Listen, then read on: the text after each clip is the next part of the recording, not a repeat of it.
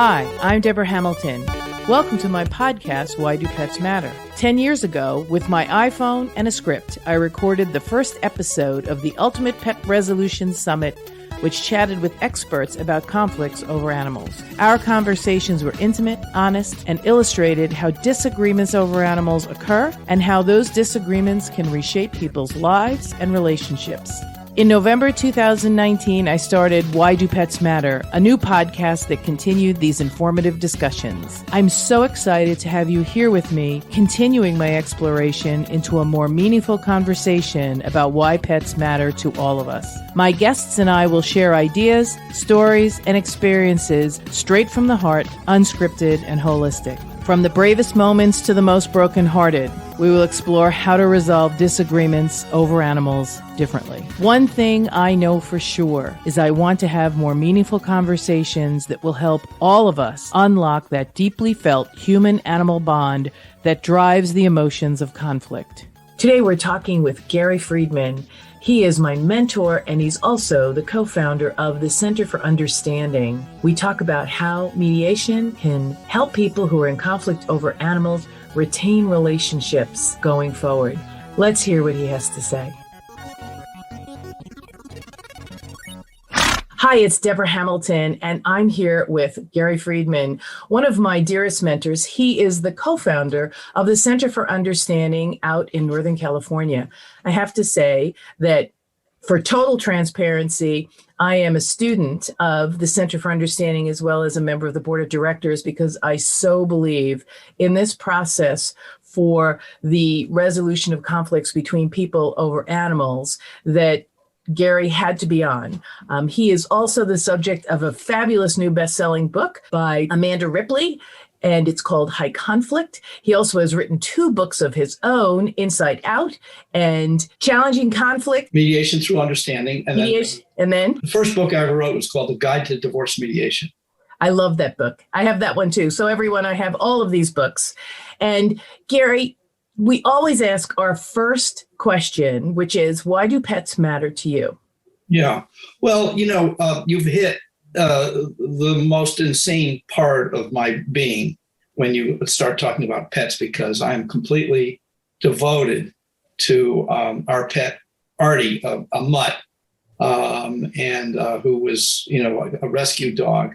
And I not only love him so much that my children who are the parents of grandchildren are very jealous of my relationship with Artie. And during COVID, particularly this last year, it's been just my wife, Trish, and me and Artie. Yeah. So we have been, and he's been so happy that we're home all the time. He doesn't know why, and he doesn't know that this may come to an end, but he's just such an incredible source of comfort, security, and we like to project on him wisdom. That he understands. He understands what he's able to react emotionally and pick up emotions. That when we get caught up in words, we are not so aware. But Artie always knows exactly what's happening and knows how to respond.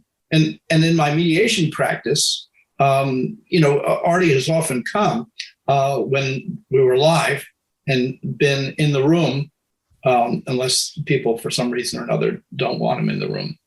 It's so interesting you say that, because in my conflicts when they were live, my mediations of conflicts over animals when they were live, my dogs were in the room as well. I didn't always bring the party's conflict animal into the room because that's usually the basis of the conflict. Yeah. However, my dogs took the temperature down in the room, sort of probably like Artie does. It just is that icebreaker. Exactly. No, it's harder to kind of sustain high conflict when Artie's looking at you the way he can look at you alone.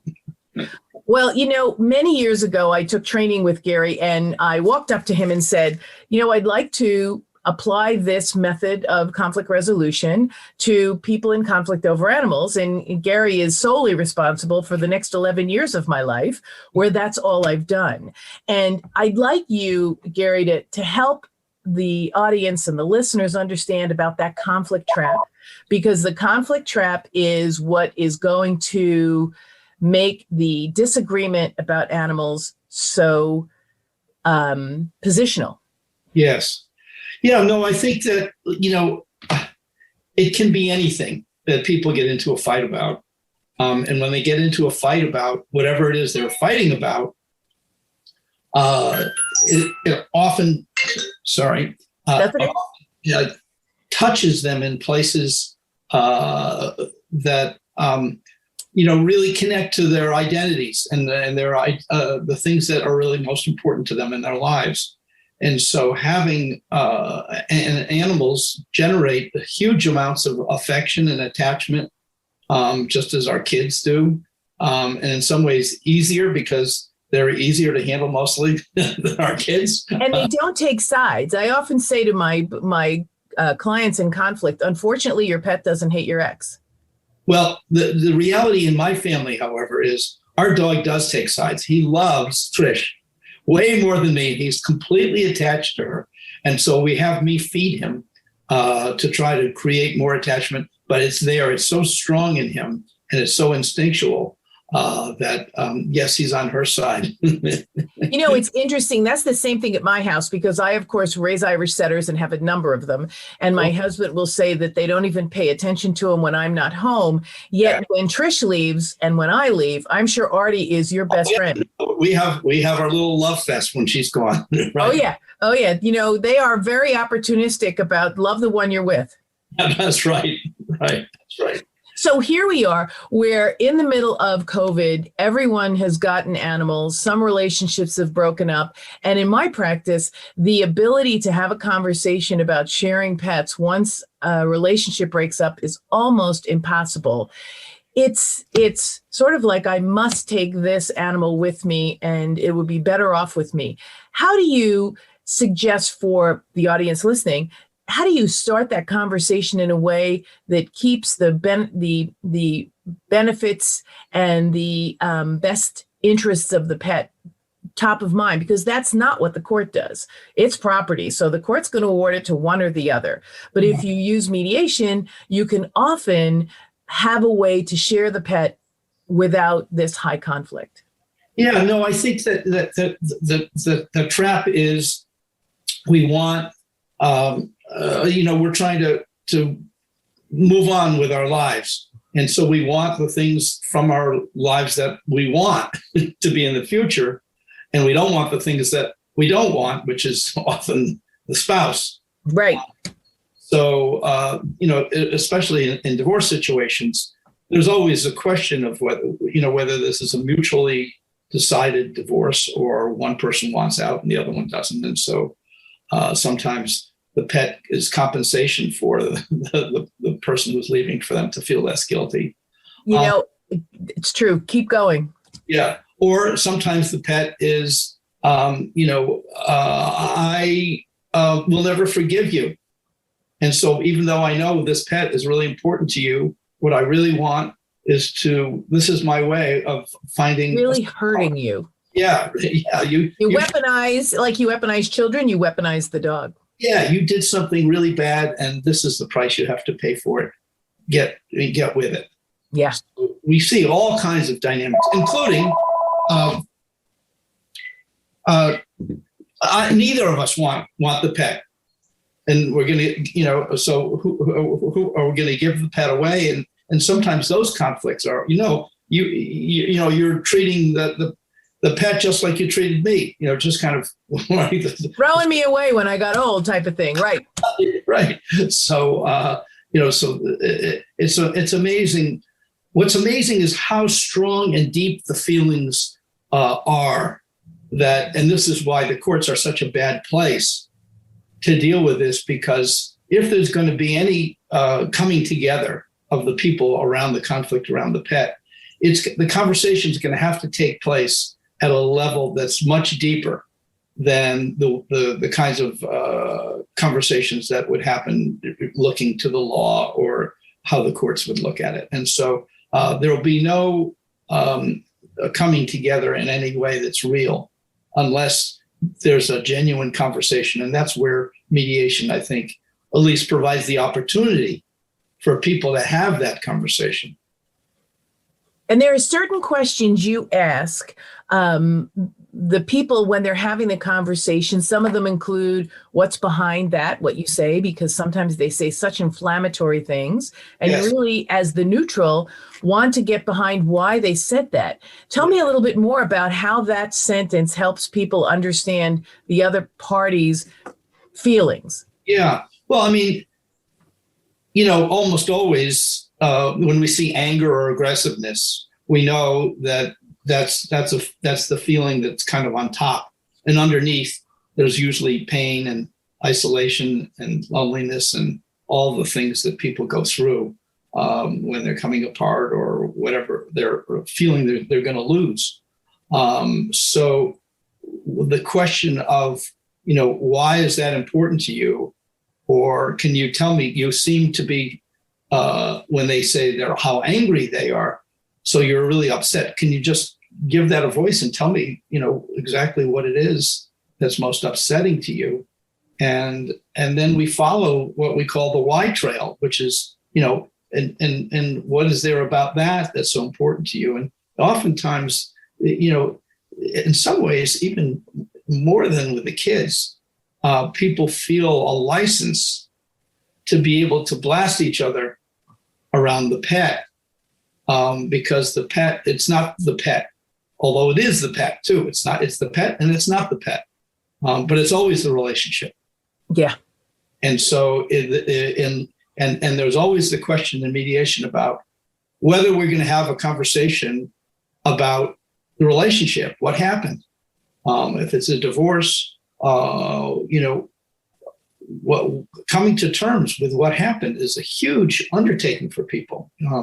Somebody told me once, and I think it's kind of true, it seems to take about half the number of years you were together to kind of figure out what happened. And mostly people are left to have that conversation on their own, or with their friends, or with people that are on one side or the other.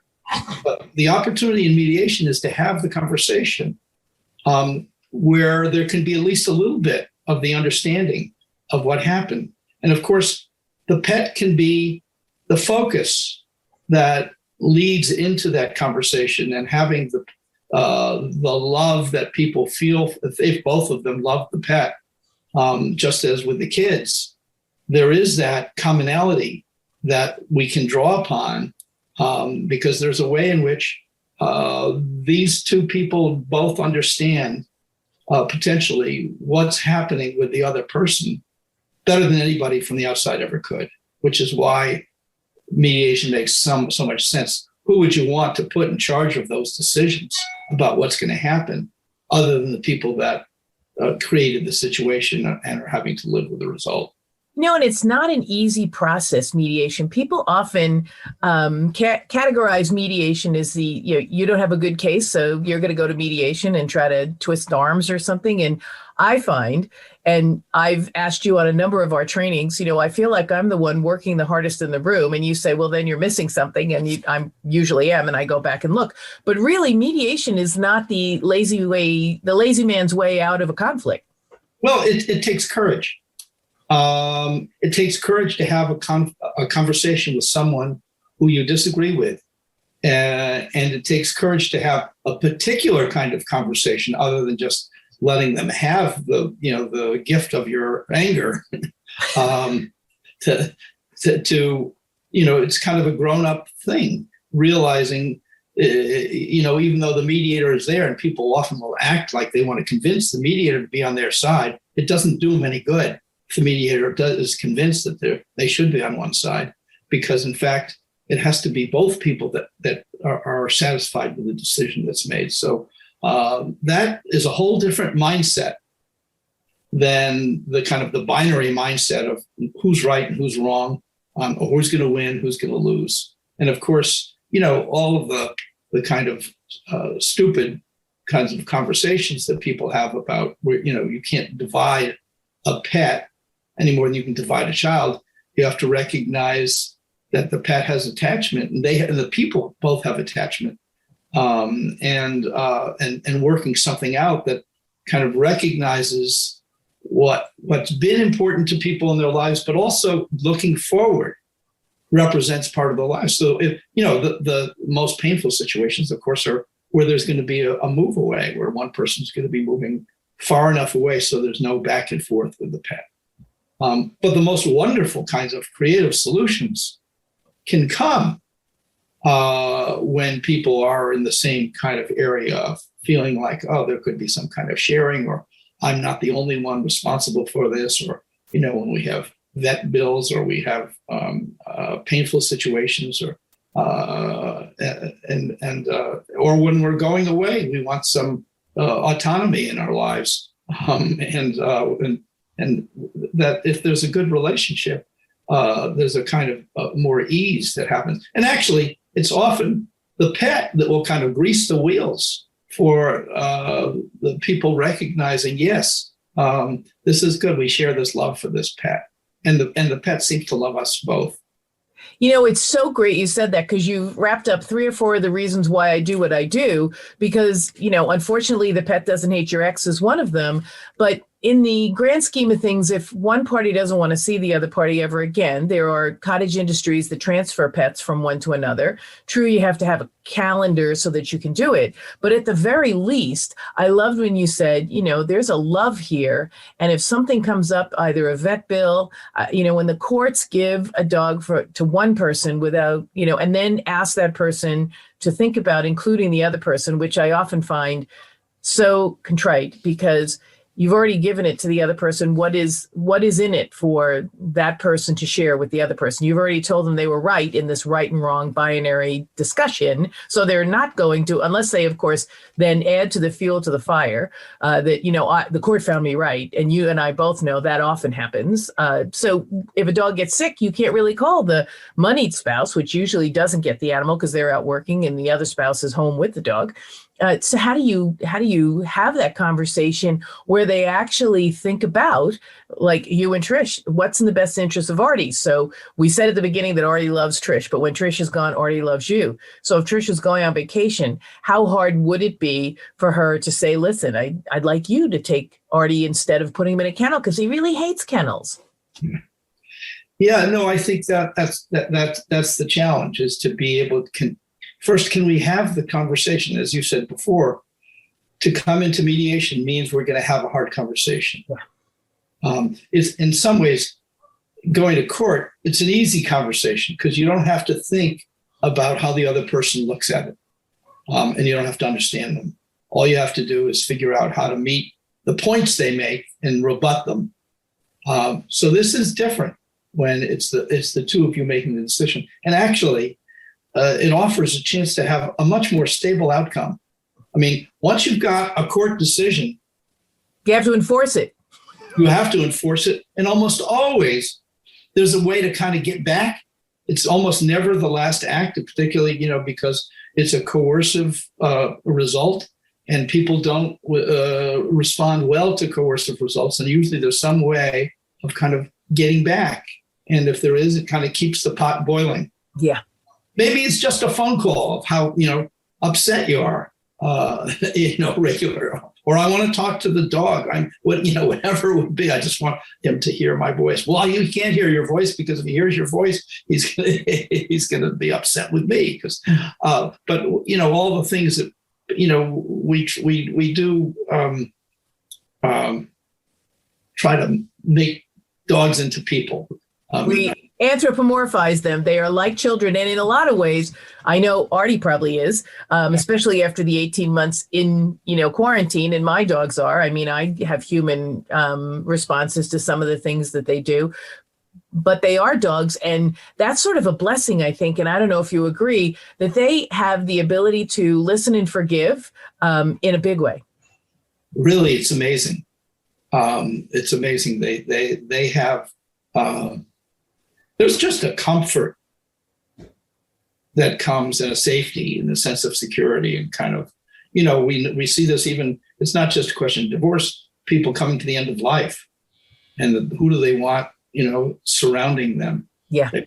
Their kids, they want what kind of energy they want surrounding them, because the dogs and cats and birds and horses all bring really good energy to us. I think they really, as we saw during the pandemic, they brought really good energy. Roger Karras has a saying that I know you're going to really relate to. He says, dogs are not my whole life, but they make my life whole.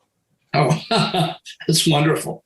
Right? Yeah. I mean, they really do. And so divorce is one of the areas in which mediation, why do pets matter? Because you have to resolve that conflict when people break up, either if they have no children or if they're, on the other side of children and the dogs are now their children. They're even more attached, I think, to the dogs. As you said before we got on the air, my kids are sort of a little jealous of my relationship with Artie because he's really important.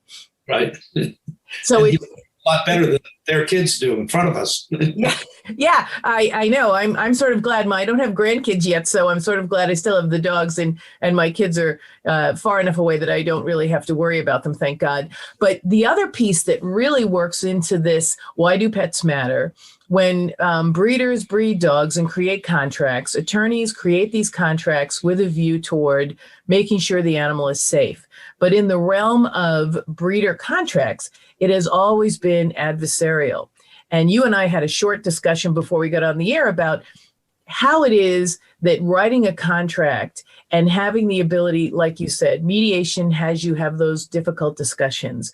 But in the realm of resolutions found in mediation often are long-time resolutions because everyone's felt heard. Yeah. Well, and of course, and you must have these situations. We have them in our neighborhood as well, where there's a dog who's barking or it doesn't work out for so people don't really think about how they're going to take care of the dog. People have to give a lot more thought now to what's going to happen to their dog when they go back to work, because it's going to create a hole in the dog's life, and the dog's going to let them know. And it's interesting because the animal welfare groups have already started the energy to flow on negativity. So you and I both do a lot of meditation and try to keep ourselves on the positive side of energy. Sometimes we succeed, sometimes not so much. But if we worry about something happening, it often does. If we prepave for a more peaceful resolution, like, what can we do for the people who are going to go back to work with the really big dog who needs to walk 3 times a day? Maybe there's some kids in the neighborhood. Maybe there's, a 4-H group in the neighborhood, something that we can have a conversation about rather than fighting with your neighbor because the dog's barking because you've locked him outside. Yeah.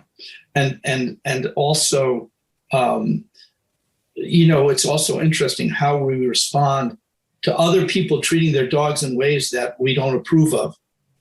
And it's amazing how many sparks fly. I mean, it's not just pets. We had a situation in our neighborhood where there were a couple of horses that living 2 houses down from me that were on a slope, and they were having a lot of trouble standing, especially in the wet weather. The whole community, not the whole community, many people in the community, horse lovers, were just so upset by that. And this was an example. Actually, it would have been better to have mediation, but actually having the SPCA step in, the law was actually rather helpful for people to realize that the safety of the pet, safety of the horse was really important, and so the government has authority to do something about that if they want. So, but that would be just the beginning of the conversation.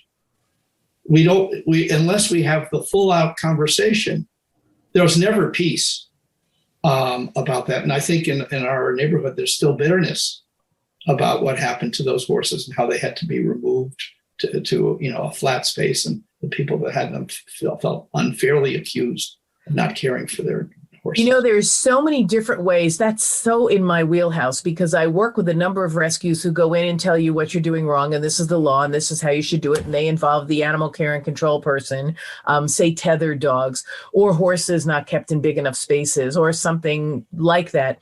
And it's interesting. There's a group here that goes in and helps people, say with pit bulls tied to the skeleton of a car, not how we want to see any dog treated. However, this group goes in, offers to buy a bag of food, offers to provide a shelter for the dog. And then as they establish relationship, which is what mediation does. It allows you to really establish a different trajectory for your negative relationship and applies it in a way that allows the animals to stay safe. So they usually get the dogs out of those situations, and as a benefit, they keep the people from adopting a new dog. Yeah, I was just thinking about a situation between two therapists who were very close friends. They were visiting, one couple was visiting the other for dinner, and the pit bull came out and bit the wife of the therapist. And she was actually pretty badly injured. And they ended up suing. But worse than that, under the law, they had the power to have the government have that dog destroyed. And they had this attitude about pit bulls, that there shouldn't be pit bulls. And they did it. Of course, the friendship was forever ruined. Irreparably destroyed, right. There was an article in the New York Times 3 times about a woman whose dog, it was a basset hound, was attacked by a pit bull that was not tethered or gated or anything, and it came and attacked her dog. And she said, the law said this. I didn't really want that, which is destroy the dog. Yeah. But there was no way around it.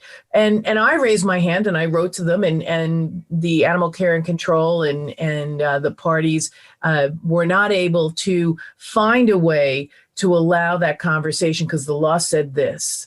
Yes. And I get it that the law says that. However, if someone is really ready, willing, and able, and it is dangerous, we both are attorneys, so we know it's dangerous to have a dog that's bitten somebody, to be out there without certain precautions.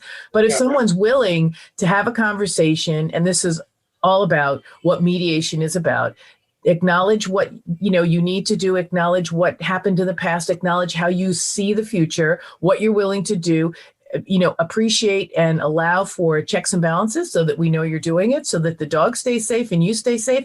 Why not? But it's not, as I said, it's not the way in which animal laws are done or written or applied. And so I'm working with the help of everyone at the CUC who keeps me going to change that a little, to have a conversation, because a lot of these people, like the people with the horse on the mountain, maybe didn't even know the horses were suffering living on a slope. Right. I can tell you that one of my horse people here in New York loved to have grounds that sloped because it made the horses use their butt muscles. So their butts didn't get, flabby like mine due to COVID. But, if you're living on a slope all the time, it's going to be really hard to stay there. But you have to have that conversation, and they didn't facilitate that conversation with a mediator. And with the people, the therapists who were best friends for decades, their relationship ending, there was no opportunity for the expression of remorse, the asking for forgiveness, the giving of forgiveness, which would have been, healing, because for both sides, this just left a hole in their hearts in terms of their relationship and what had happened. So it was a nightmare that doesn't ever go away. Yeah. By some outside force making the decision and not having the conversation that could have made a difference. And with animals, it's so important. I love a sentence you've coined, which I think says it perfectly, because I always believe you create your own reality. You just have to own up to it. But you always say conflict creates its own reality. Yes. No, that's it. I mean, it's amazing how primal the feelings are that when we're in conflict, and how they surprise us and they take us over as if they we are the conflict, and we don't really even, we become so untethered that we don't even realize what's going on, other than and if we're lucky and we realize conflict has taken over, we have a choice to relate to it. The problem with the legal system is it never gives you that opportunity to actually recognize conflict is taken over. And maybe that's not such a great thing. Maybe there's a world beyond conflict that we could get to if we went through it, rather than just have somebody pronounce one person, you're right, the other person, you're wrong. Yeah, it perpetuates the conflict instead of really addressing what's going on and finding, I always say, pre-pave the path to finding something that will help you move forward. I actually have two clients, sort of like your psychologist, who've been longtime breeders who had a disagreement over a contract. They just had a litter of puppies and they still co-own the dogs. And I said to the party who called me to try to help mediate, but the other party had called a litigation attorney. So you know how far that went. And so we resolved the issues at hand. But then I said to the party who violated the contract, which they did, and I said to them, you violated the contract. I said, would you like to find a way to have a conversation about what happened and what going forward in peace would look like with this person, if this person is willing? And I'm awaiting, I'll keep you posted, Gary, I'm awaiting whether or not they want to struggle with that. Because as you said with the psychologists, they don't have a friendship anymore. And I think that's the thing that breaks our hearts so much when we see people who have long-time relationships, who have a disagreement and go to litigation, and then they don't speak to each other ever again. And they were really great friends. And there's a hole in their heart. Yep. That will always be there until and unless they can find some way to address it. And addressing it by yourself, even with a trusted friend or a therapist, ain't the same thing as actually being able to be face-to-face with a trusted neutral who could help create a safety so that a conversation could take place that could be really constructive. Yeah, and constructive is the buzzword. So before we go, because I want to make sure everyone understands that Gary is the quintessential person who not only recognizes the foibles of mediators in the new book, High Conflict, but is also starting a new podcast called The Third Chair. And Gary, you want to tell us a little bit about what you're hopeful for The Third Chair? Because I think it's going to be a phenomenal podcast. Well, you would have a much better sense of that than me. I'm just happy to be part of it. And what it does give me an opportunity, which I've never done before, to really go into the history of how all this started with Jack Himmelstein and I, and the seeds of the work that we did, which this will give some kind of permanent record that will maybe be valuable to people in the future, hopefully. Well, it's going to be incredibly valuable because the third chair refers to the mediator. So it's me against you, Gary, but then we have, say, Catherine Miller in the room to help us have that difficult conversation. So as mediators, we always refer to ourselves as the third chair, the person who's there to help you have this helpful conversation. And so Gary's going to be interviewed. He's going to be interviewing people, and then members of the Center for Understanding, teachers and administration and board of directors are going to come on and help people understand why this method of conflict resolution can often be the best first step. There's always a place for litigation, and I'm sure Gary will agree with me. There's always a time when sometimes you have to litigate. However, we both are students of, let's try this first. Right. Well, it's interesting because I think a lot of times people think the legal system is bad. And I think it's a big mistake, and it's an adversarial mistake to paint the legal system as bad. The legal system is right and helpful and actually supports mediation, because when you have a choice about whether to mediate or litigate, you choose mediation, you're doing it with some intention to try to find some kind of solution. So I feel like it's a big problem in the field that to not paint litigation as bad.